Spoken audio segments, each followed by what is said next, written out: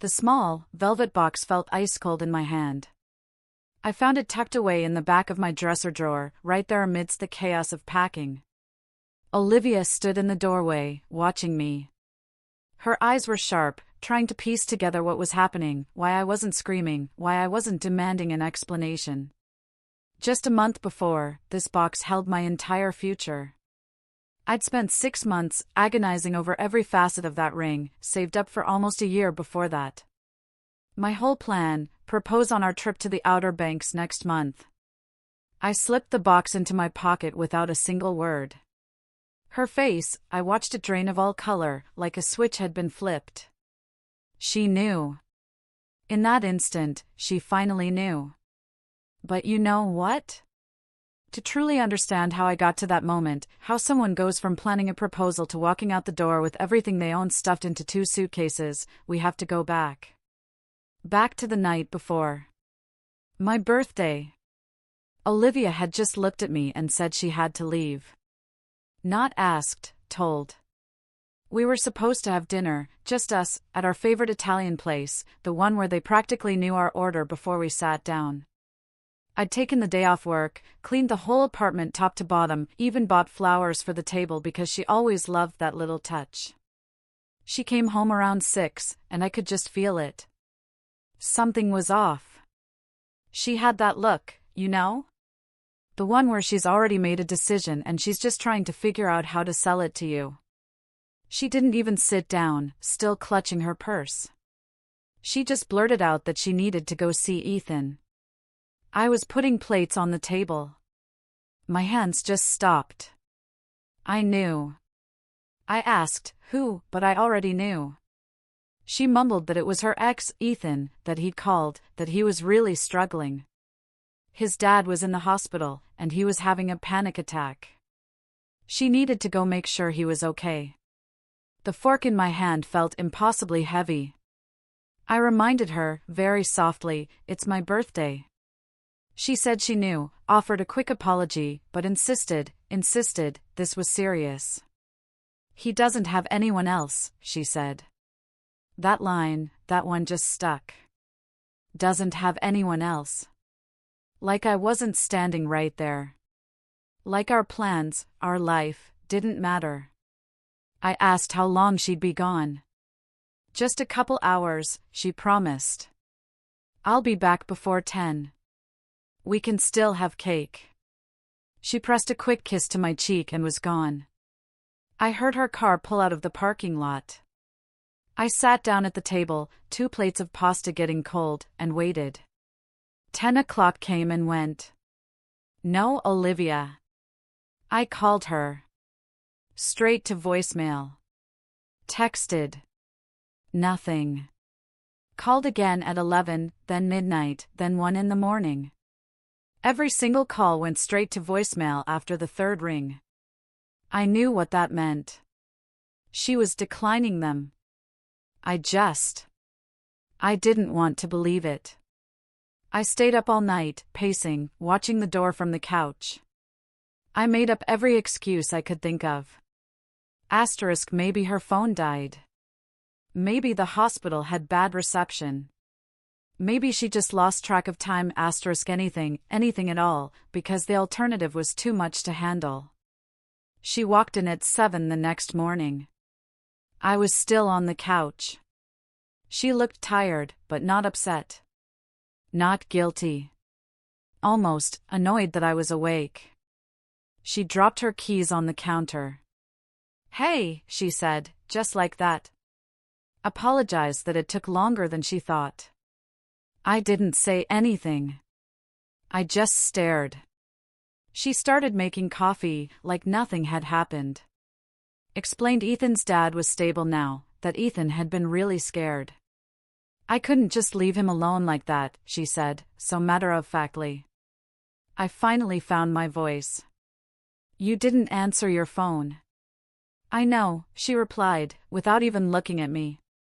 My battery died, and I left my charger at our place. Figured you'd understand. Figured I'd understand. Those 3 words hit me like a physical blow. She figured I'd understand that she spent the night with her ex on my birthday. Figured I'd be fine with it. Figured I'd just accept whatever explanation she gave, because I always did. Where were you? I asked, my voice barely a whisper. At his place. He couldn't be alone. He was really depressed. I said it out loud then, made it real. You stayed the night. She told me Ethan needed someone, and then she added the kicker, you'd understand if you trusted me. There it was. The twist. Suddenly, I was the problem. I was the one who didn't trust her. I was the one making it weird. It was her signature move, one she'd perfected over the last year. She'd do something that clearly crossed a line, then act like I was unreasonable for noticing. I stood up. My legs felt weak. I hadn't eaten since lunch the day before. You told me you'd be back by 10. Plans change, she said, rolling her eyes. She actually rolled her eyes. You're making this a bigger deal than it is. He was having a crisis. What was I supposed to do? I suggested, calmly, you could have called me back. Answered your phone. Come home. You're being dramatic, she scoffed. Nothing happened.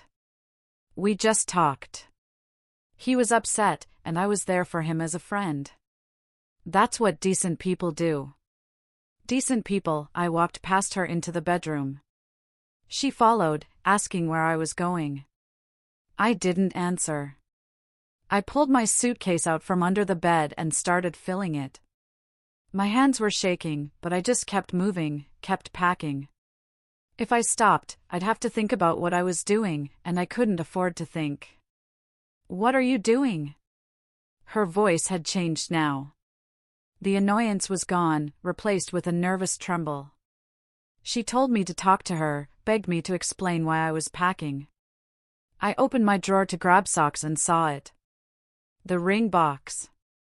Small, black, velvet. Sitting exactly where I'd hidden it 3 weeks ago. I'd looked at it every single morning, imagining her reaction, playing out the proposal in my head 1,000 times. I picked it up, just slipped it into my pocket. She saw it. I watched her face. The color drained completely. Is that what I think it is? I closed the suitcase. Answer me, she demanded. Is that a ring? I picked up my second suitcase and started filling it. Oh my God, she whispered, her voice cracking. You are going to propose. She asked when, then demanded to know when I was planning to do it. I moved past her to the closet, grabbing my jackets, my shoes, anything I could fit. She kept saying to say something, begging, please. I zipped both suitcases shut and stood up. She was crying now. Real tears. Not the manipulative kind she'd used before, when I'd caught her texting Ethan late at night, or when his name popped up on her phone during dinner, during movies, during every moment we were supposed to be together. She pleaded, you can't leave. We can fix this. I'll stop talking to him. She pulled out her phone, showed me his contact. Look. I'll delete everything right now. Just please give me a chance. Her hands were shaking as she held up the screen. I didn't even glance at it. I'd seen this performance before. The dramatic gestures, the promises that lasted exactly as long as it took for me to calm down. She tried again, I need you to understand. He was really struggling, his dad might die. I was just being a good person. All this while stepping in front of the door. Move, my voice came out flat, empty. She refused. Not until I talk to you. Not until you understand. I looked at her, truly looked at her, maybe for the first time in months. I'd been so busy trying to make everything work, trying to be understanding, trying to be the kind of partner who didn't get jealous or insecure. I'd stopped seeing what was right in front of me. She didn't look guilty. She looked frustrated that I wasn't playing along anymore. Move, I said again, just that one word. She stepped aside. I think, in that moment, she finally realized that something had broken. Something that couldn't be fixed with tears or promises or making me feel like I was overreacting. I carried both suitcases to my car. She followed me down to the parking lot, still talking, still explaining, her voice getting higher and more desperate with every step. I loaded everything into my trunk. She grabbed my arm, asking where I was going. I got in my car. She said I couldn't just leave, that we lived together, that we had plans, that we were going to get married. I closed the door, started the engine. She was standing in front of my car now, hands on the hood. I put it in reverse instead, backed out slowly until she had to move. As I drove away, I looked in the rearview mirror and saw her standing there in the parking lot, phone already in her hand. I knew who she was calling. I'd always known. I just hadn't been ready to admit it until I saw that ring box and realized I'd been about to promise forever to someone who couldn't even give me one honest night. Notice how she made him question his own reality. That's manipulation 101. I drove straight to my brother, Michael's, place. He opened the door, took one look at my face, and just stepped aside without asking a single question. I dropped my suitcases in his guest room and sat on the edge of the bed, staring at nothing. My phone was blowing up. Texts, calls, voicemails. I turned it off. Michael brought me coffee and toast around noon. I hadn't even realized how much time had passed. He asked if I wanted to talk about it. I shook my head. He just nodded and left the room. That's when it hit me, really hit me. I had just walked away from 3 years of my life.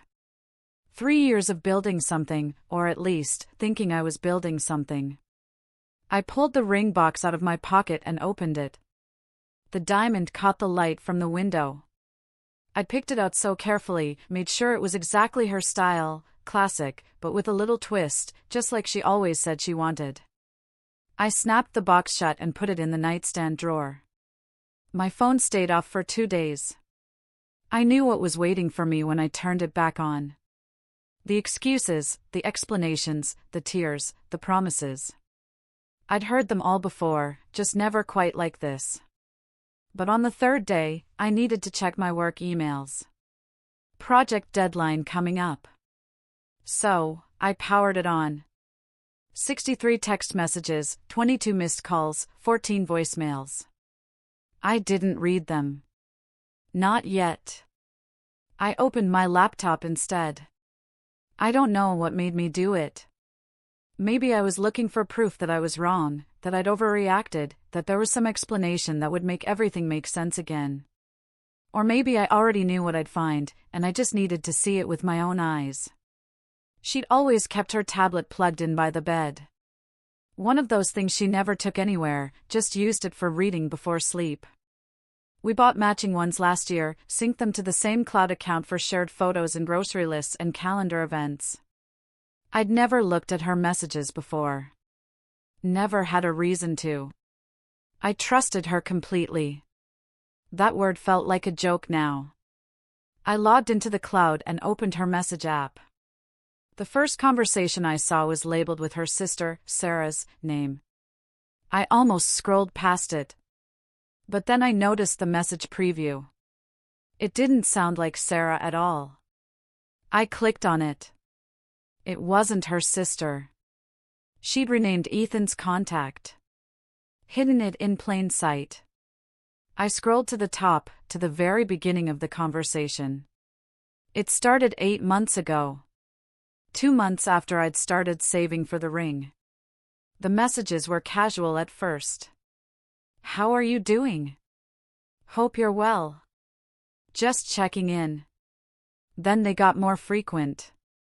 Daily. Multiple times a day. Then they changed. I'm thinking about you. I miss you. Remember when we used to? My hands were shaking so hard I could barely hold the laptop. There were messages from my birthday. From the night she'd spent with him. He doesn't suspect anything. He never does. That was her, sent at midnight, while I was calling her phone over and over. His response came a minute later. Something about how I was too trusting. How that made things easier. She sent a laughing emoji. I scrolled further. Messages from our anniversary dinner last month. She'd excused herself to use the bathroom 3 times that night. I remembered thinking she might be sick. She wasn't sick. She was texting him, telling him she wished she was with him instead, telling him the restaurant was nice, but she'd rather be at their spot. Their spot. They had a spot. I kept reading. There were messages from the week I picked up the ring. I'd been so excited, could barely keep it a secret, kept almost telling her a dozen times. She'd noticed something was up, asked if everything was okay. I'd said everything was perfect. That same night, she'd messaged him about how I seemed happy lately. How that made her feel guilty, but not guilty enough to stop. Not guilty enough to stop. I found photos. Not the kind you'd expect, though there were some of those, too. But mostly just regular photos.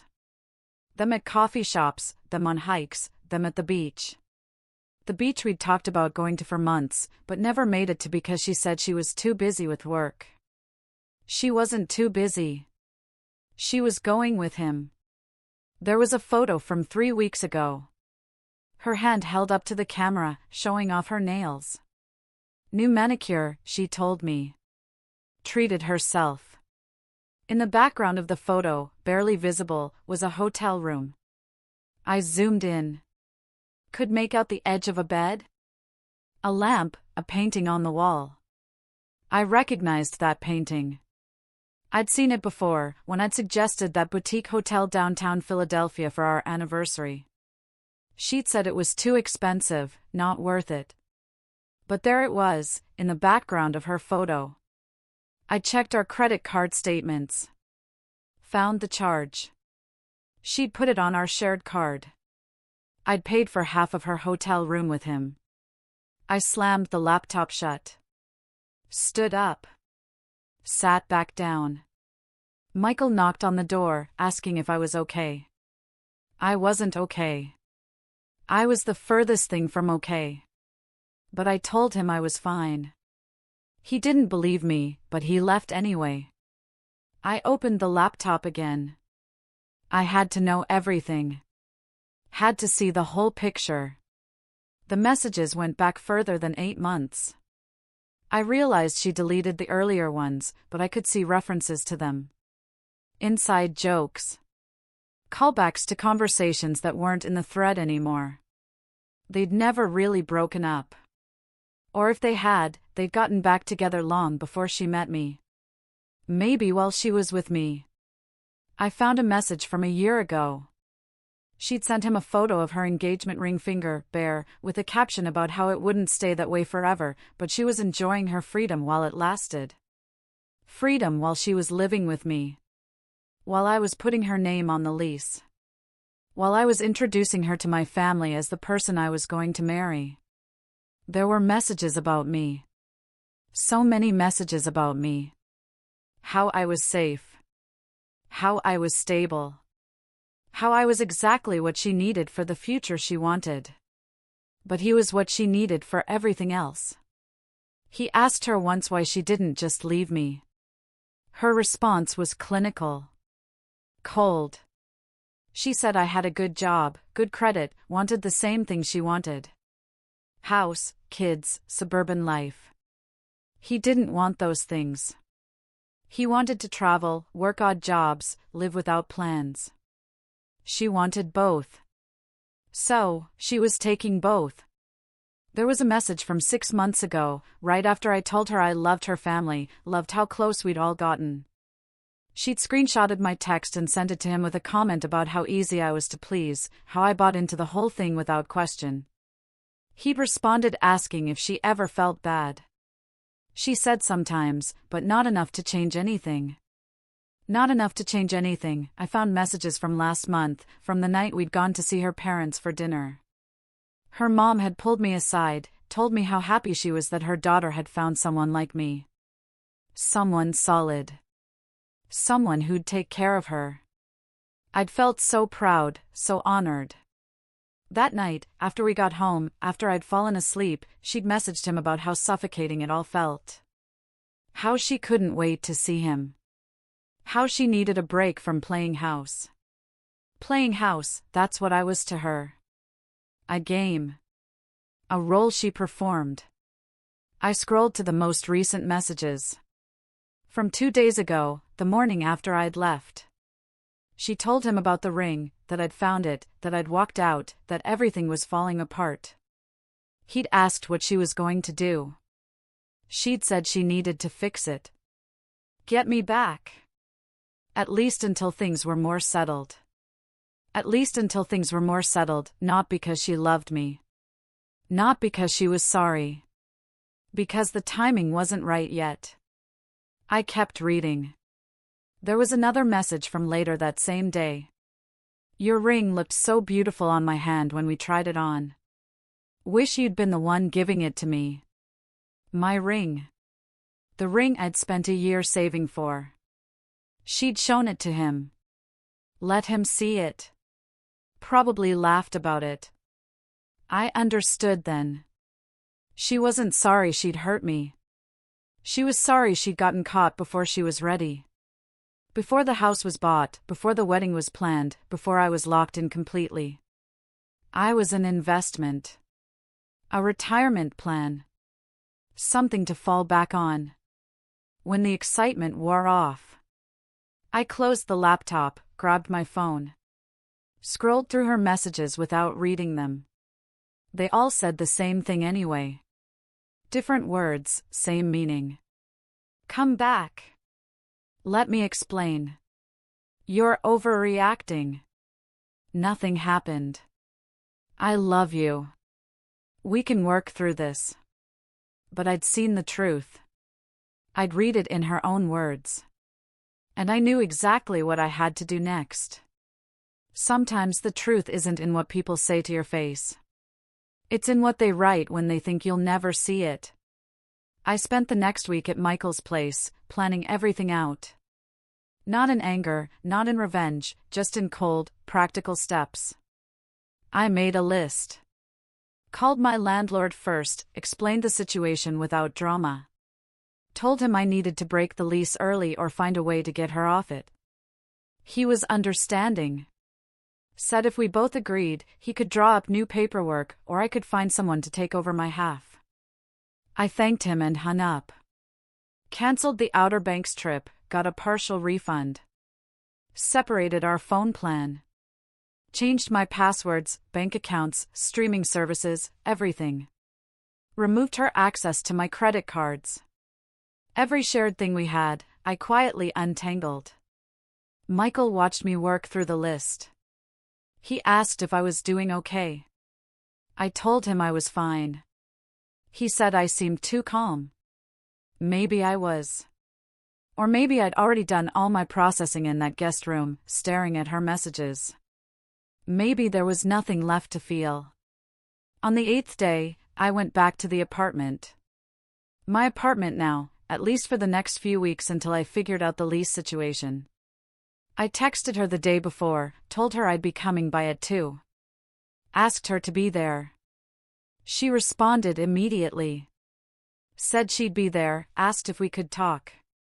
I didn't respond. She was waiting when I arrived, sitting on the couch, our couch, looking small and scared. She'd been crying. Her eyes were red. She stood up when I walked in, started to say something. I held up my hand.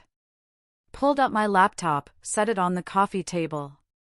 Opened it to her messages, the ones I'd screenshotted, saved, organized. I turned the screen toward her.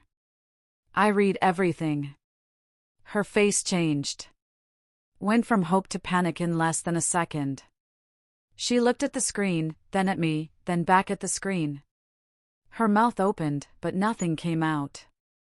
I watched her scroll through the screenshots, watched her realize how much I knew, how long I'd known. She tried to close the laptop. I didn't stop her. Didn't matter. I'd already seen it all. She started talking fast. Said it wasn't what it looked like. The messages were taken out of context. She was venting. She didn't mean any of it. People say things they don't mean when they're confused. I let her finish. Then I told her I'd already talked to the landlord. We were breaking the lease. She needed to figure out where she was going because I wasn't staying here either. She said we didn't have to do that, we could work this out. Keep the apartment. Start over. I told her there was no starting over. The landlord was waiting for us to decide who was leaving and who was staying, or if we were both walking away. She could have the place if she wanted it and could afford it. She switched tactics. We could go to counseling. Work through this. Couples therapy. I'll do anything. She reached for my hand. I stepped back. I asked her, why? Just, why? If you wanted him, if you loved him, why didn't you just leave? Why drag me into it? Why let me buy a ring? Why let me plan a future? She didn't have an answer at first. Then she said something about being scared, about not knowing what she wanted, about thinking she could have both. I told her she couldn't. She never could. She asked about the ring, if I still had it. I said I did. She asked if there was any chance, any possibility that we could start over, that I could forgive this. I looked at her, really looked at her, saw her the way I should have seen her months ago. Someone who'd made a choice every single day to lie to me. Every text, every late night, every time she came home and kissed me like nothing was wrong. Those were all choices. No, that was all I said. Just, no. She started crying harder. Real tears this time, I think. Not because she was sorry, but because she was losing something she'd wanted to keep. The safety net. The backup plan. She asked where she was supposed to go. I suggested Ethan's place, since she spent so much time there anyway. That made her angry. She said I was being cruel. I almost laughed. Cruel. I'd been sleeping next to her for months while she counted down the days until I'd propose, until she'd have everything locked down, until she could stop pretending so hard, and I was being cruel? She tried a different approach. Said her family loved me, asked what I was going to tell them. I said I'd tell them the truth if they asked, but I wasn't going to broadcast it. That was between her and them. She looked relieved for a second, then scared again. Asked what I meant by if they asked. I told her I'd already started getting messages from mutual friends. Word was spreading. Not from me, but from someone. Maybe someone from Ethan's circle.